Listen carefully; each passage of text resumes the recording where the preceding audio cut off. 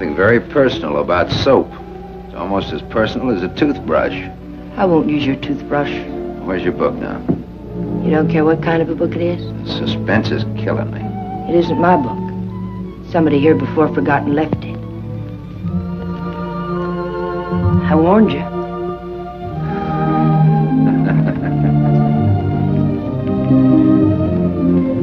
There's one in every room of the hotel.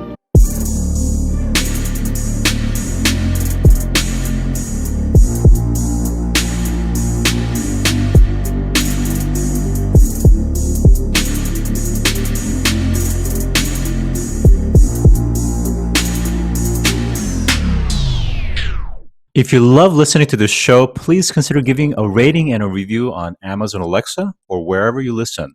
We want to continue bringing you this amazing content, and part of our ability to do that means that we need a big audience. Now, it may not seem like much, but rating and reviewing the show will help more people find us, just like how you found this show. Simply on any podcast platform, search for a show, scroll down to the bottom, and push 5 stars. It's that easy. Thanks for supporting the show.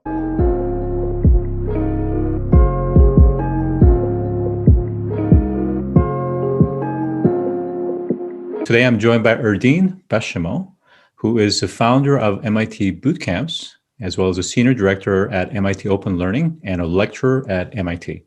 Welcome to the show today. Great to be here. Thank you for having me. So you talk about being born in a country that no longer exists. Can you elaborate? Sure. The country was the Soviet Union, and I was 11 when it fell apart. And all of a sudden, I was thrust from the largest country in the world, and people in the Soviet Union were very proud of being citizens of the world's biggest country. I was now a citizen of one of the world's smallest countries, and it was a very interesting transition that has played quite a bit into who I became as an educator and entrepreneur.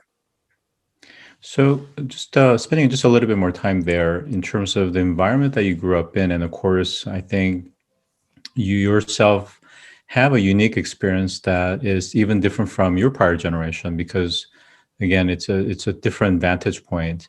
So I wonder how that environment really started to help shape your thinking and outlook. Oh, it did profoundly, and continues to this day and forever will be. And it shaped me in the following way.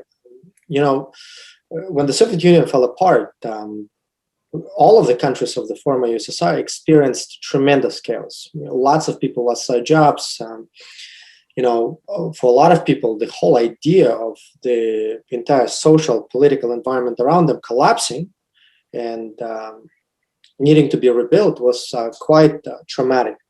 And so a lot of people struggled. And I observed the time and began noticing that while the majority of people struggled, there were some people who were succeeding.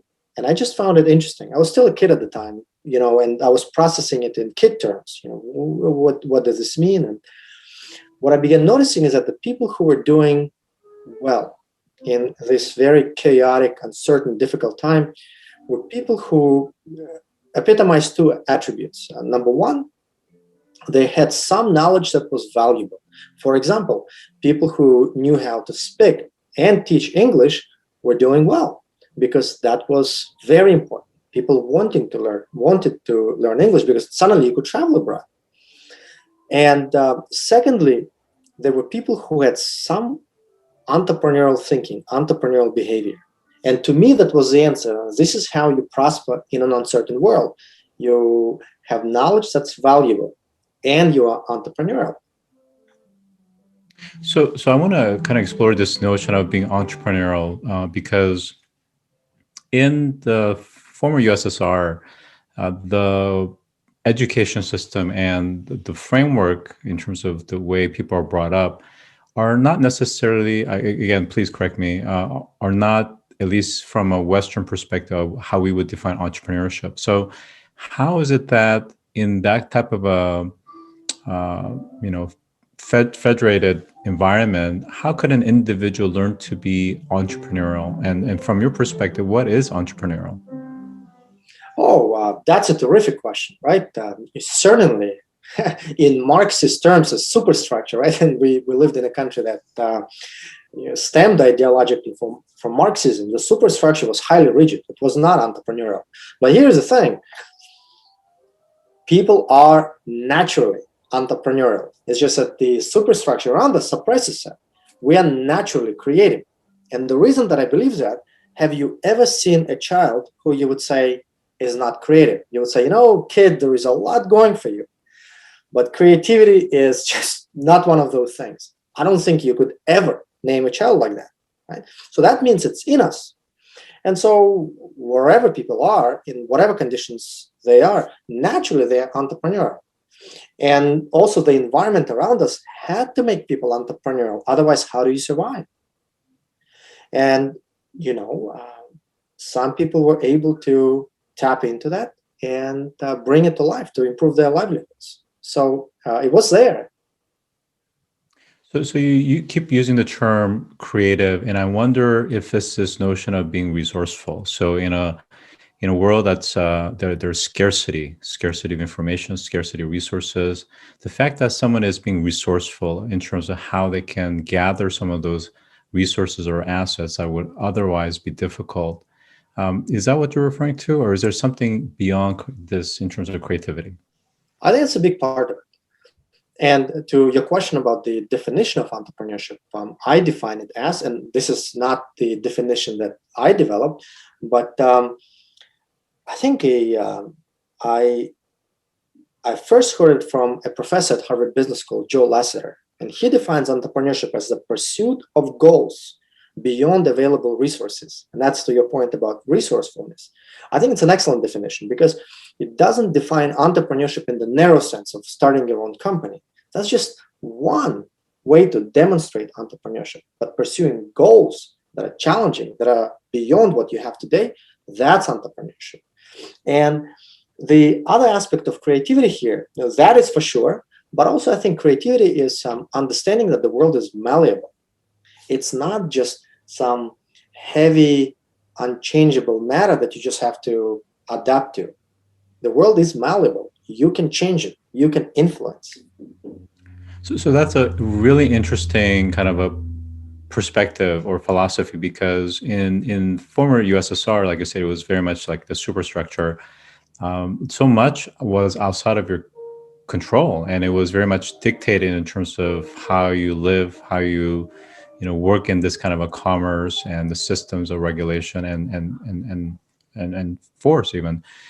So when you say malleable, I mean, like, what is truly malleable? And given the fact that even in Western context, there's regulation, there's macro policies, there's so much that we don't have control over. So what can we control that is able to, make that malleability in terms of things around us?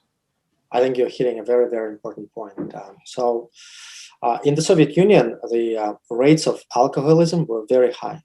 Very, very high. And as a kid, I remember going outside, be it in the city where we lived or in a village where I would go for holidays, every holiday to be with my grandparents. Literally on a Friday evening, it would be hard to find a sober person on the streets. Like really, it was all around us. And I think the reason people drank so much, and I don't have any other more perhaps polite or euphemistic way to describe it. People really drank a lot. And I think they drank because they didn't feel that sense of autonomy, that they could influence life, that life was malleable. And that was very depressing to a lot of people. And so I don't know how some people were able to find it, but I think telling people in whatever way that the world can be malleable, you just have to find your way toward that is very, very important. When you think about movie scenes of people being in solitary confinement, how do some people deal with it? They draw lines on the wall for days past, right? And it's a very small way of showing malleability. I matter. I influenced my outer environment by drawing a day. I'm in contact with the outer world, right? Very, very important. How you find it, it's a bigger question, much more challenging, much more personal. So part of the reason we've spent a little bit more extra time than usual before getting into a lot of the work that you do with MIT Bootcamps as well as your MITx MicroMaster programs and your open online courses is kind of the core philosophies that you're bringing. And I think we had a prior conversation about how there are many courses that are out there, whether it's provided through MBA programs or extensions or incubators, accelerators for that matter. Can you talk specifically about what makes MIT Bootcamps distinctively different and how you personally have structured it from a founding principle to be different?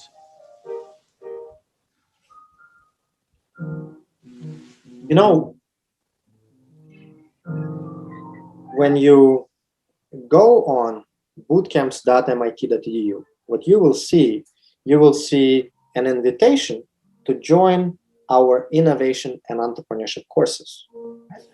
This is certainly what we teach. This is the core of our curriculum. However, what is actually happening in the program is different. We invite people to study entrepreneurship with the main goal of creating a community. What we want to achieve in the 10 weeks of our online bootcamp, and now we do our bootcamps virtually. Before we used to do them in person for 1 week, which was very intensive. Now we have to do it differently.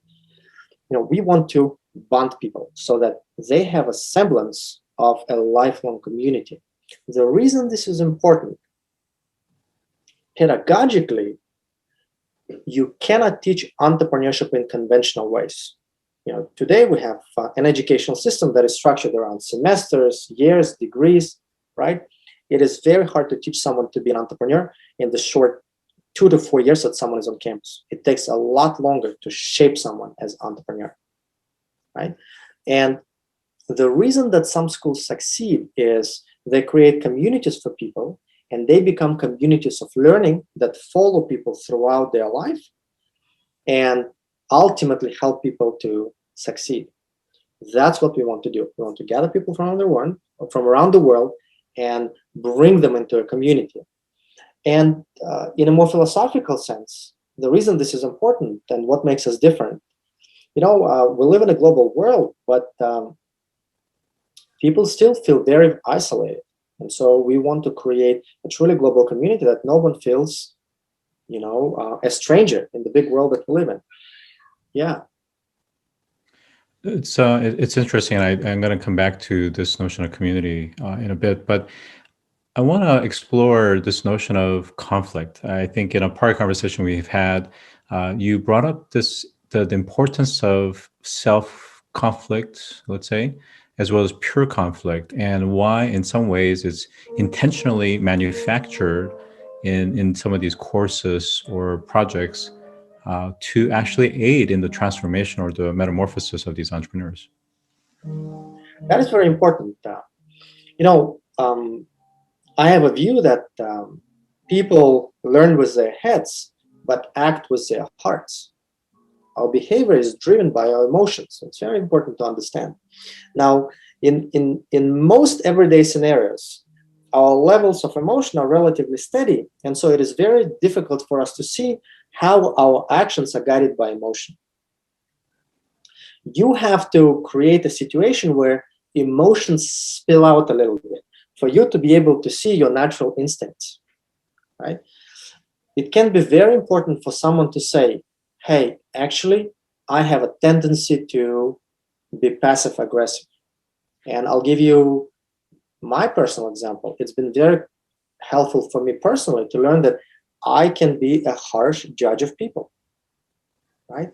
That, I choose a perspective that is very harsh. And it is very difficult to notice that in an everyday scenario. But when it comes to a clash, you begin to understand it. And it is that puts you on a path to change. Very interesting. So this is, how does this correlate to this notion of emotional intelligence, especially in the context of not just entrepreneurship, but leadership? Because I think when we think about leadership, and not in terms of a role or responsibility that's specified, but in terms of the true leader that creates a certain momentum within a community or collective.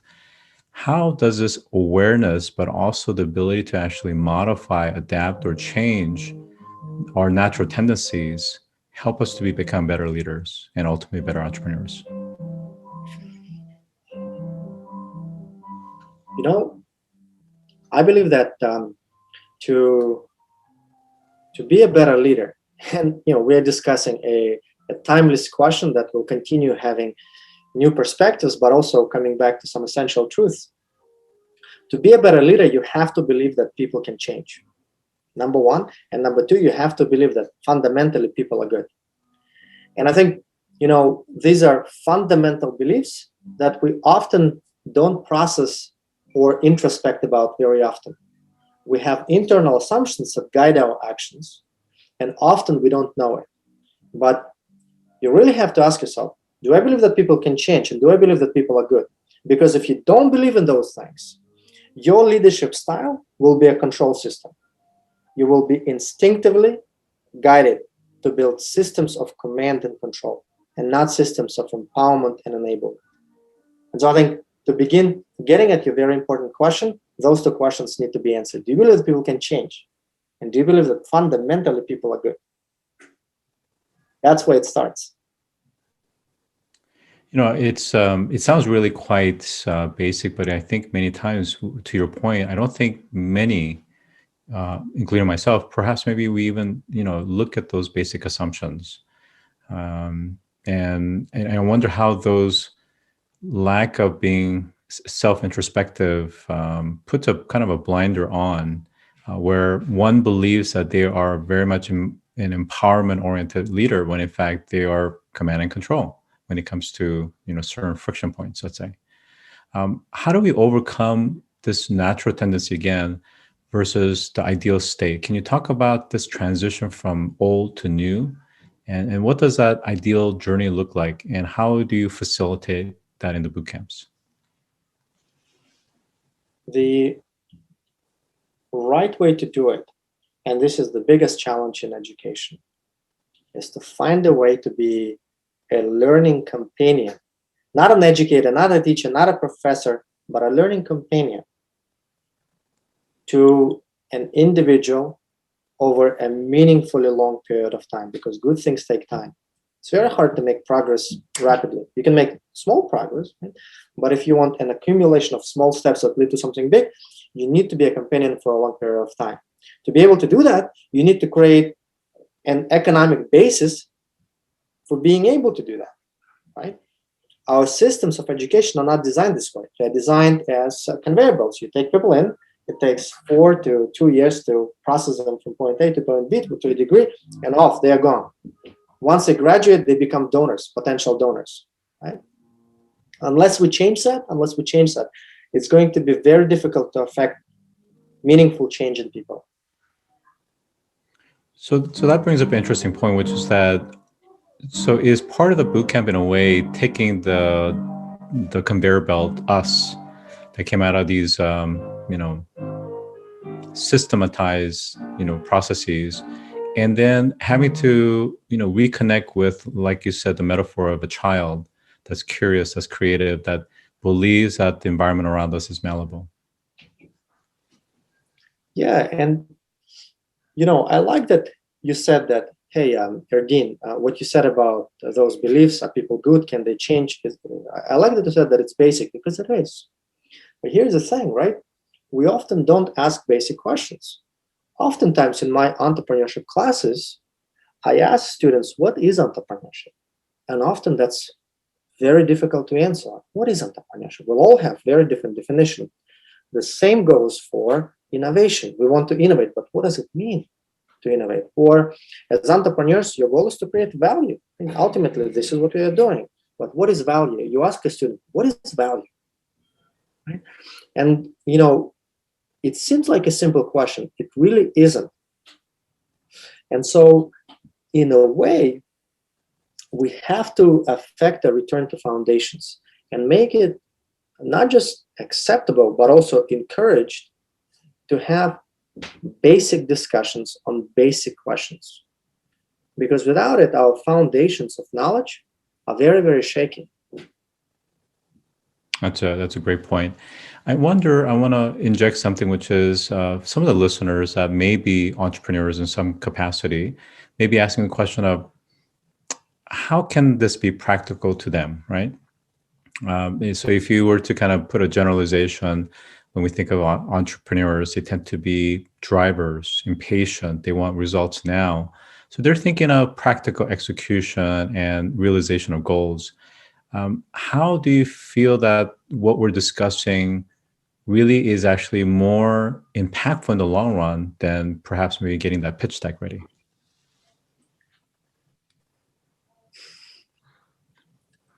You know, I have to be intellectually honest and say that I'm not sure I have a good answer to this question, because do I want to say, yes, what I'm saying to you is ultimately more impactful in the long term, but I do not want to take this position. I do not want to take this position. But I do want to say that tactical learning has its limitations. It's good to ask, well, what does this mean for me specifically in this moment? That's a great question to ask. But this instinct to see a very direct takeaway in everything that we are exposed to, actually, it makes learning instrumental rather than open-ended, right? Sometimes there is an opportunity, there is a need for learning for its learning's sake, right? For exploration, for letting that kind of the soup of ideas to stew, right? So I don't know if my answer is a good one in this case. On the one hand, I feel hesitant to say that I offer a view that's of long-term value. On the other hand, I profoundly believe that it is.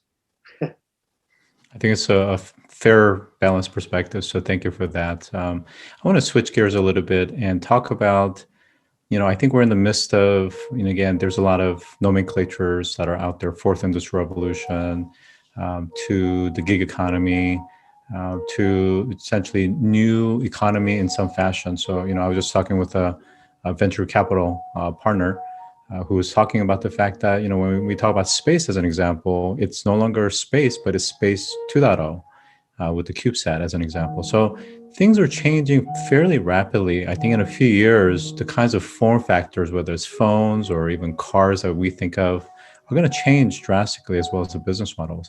In this incredibly accelerating, exponential, technology-driven world, how should entrepreneurs, perceive the world, and then the role that they perceive themselves in terms of value creation? Yeah, well, this is a terrific question, because I think entrepreneurship is going to be dramatically transformed. And just as we talk about the 4 industrial revolutions, I also see 4 waves of entrepreneurship. Entrepreneurship 1.0, that's what I call it. This is traditional entrepreneurship, having your own business to support your livelihood. Humans have been doing that since time immemorial. Entrepreneurship 2.0 is the invention of the modern corporation, of a joint stock company. And the British East India Company was really the first example of that. This is when people could pull together capital to pursue risky ventures. Entrepreneurship 3.0 is the modern day technology startup, Silicon Valley, right? What's important to recognize about all of these ways of entrepreneurship 1.2 to 2.2, 3.0, 1.0, 2.0, 3.0, they're all local. They all start locally. But today we have the ability to gather people globally. And a great example of that are platforms for massive open online courses. I have a number of MOOCs, as they're called, that I offer on the fields of entrepreneurship and innovation. And they have had 300,000 students from all over the world, right? This ability to gather people together is unprecedented. And where this is going is that these individuals will begin working together to conceive something new, right? And you can conceive of a venture that is global from day one, where people, distributed teams, work on a venture from all over the world. I think this is very exciting. And I think for entrepreneurs going forward, it's going to be very important to tap into this trend. In a decentralized, distributed world where you have workforce all over the place, how should entrepreneurs think about managing some of these kind of inherent barriers or issues, frictions, let's call it, whether it's time zones, whether it's different cultures or even languages, that plays into the cohesiveness of a team?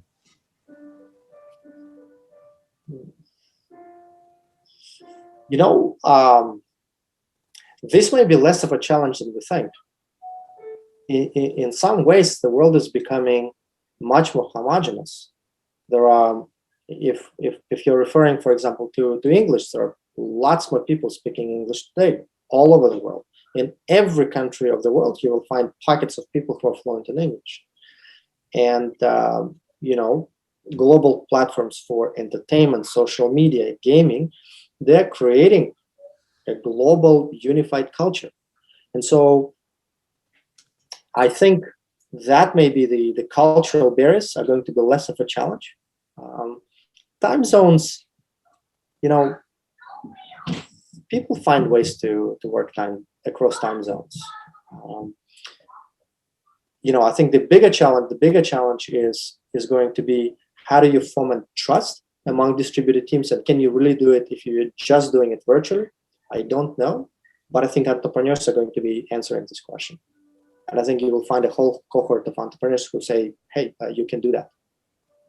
So my last question for you is lessons learned. So as you think about your ventures that you've been involved with, as well as the programs that you've started, as well as the lives of students that have come into your classes, what have you seen that perhaps maybe that you've learned personally that you could share with others? Well, in the bootcamp, our students work in teams. It's not an individual learning experience whereby you do everything by yourself. You do everything within a team. And one thing that I've come to understand as a result of working with teams is that actually intelligence doesn't reside in us, it resides between us. And creativity doesn't just reside in us, it resides between us. Interaction, collaboration dramatically improves the quality of our creativity and the depth of our intelligence. And so, I think psychologically, this idea of getting out of yourself and realizing that, the only intelligence available to you is not just here, but it's here. It's here. I think this psychological shift can make a profound impact on a person, on how that person engages with the world, and ultimately what that person does and what that person achieves. That's a very important outcome in my view.